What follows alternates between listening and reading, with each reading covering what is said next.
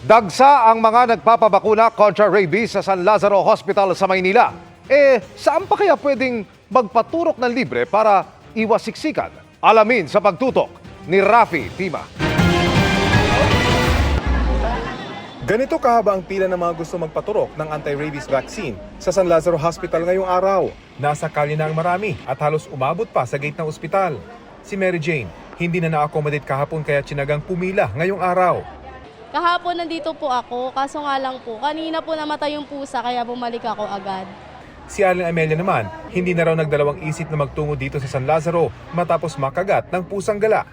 Kapraso lang, kaya lang siyempre naninigurado lang. Kasi may case na sa lugar namin na namatay sa rabies eh.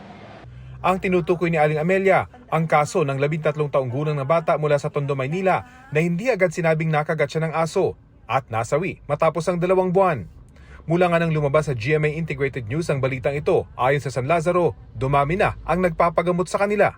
Minsan, maabot kami ng mga 1,800 to 2,000.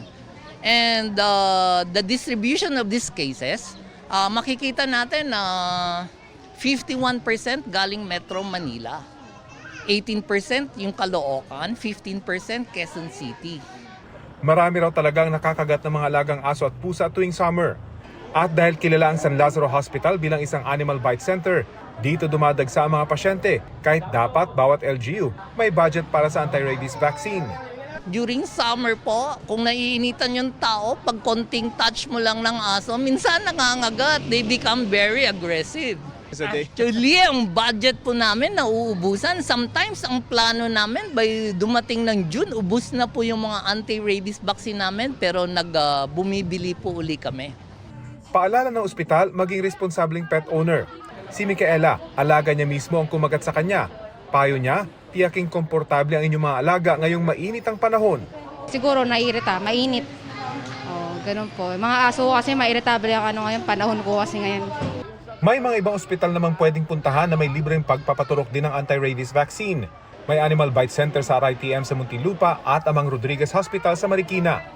Ngayong Mayo, ililipat daw muna ang Animal Bite Center sa isang mas malaking gusali dito pa rin sa San Lazaro Hospital. Sa dami kasi ng mga pasyenteng dumadagsa rito, hindi na kaaya-aya ang siksikang sitwasyon, hindi lang para sa mga pasyente, kundi maging sa mga hospital staff na nagtitiis sa sobrang init ng panahon. Para sa GMA Integrated News, Rafi Tima nakatutok, 24 oras.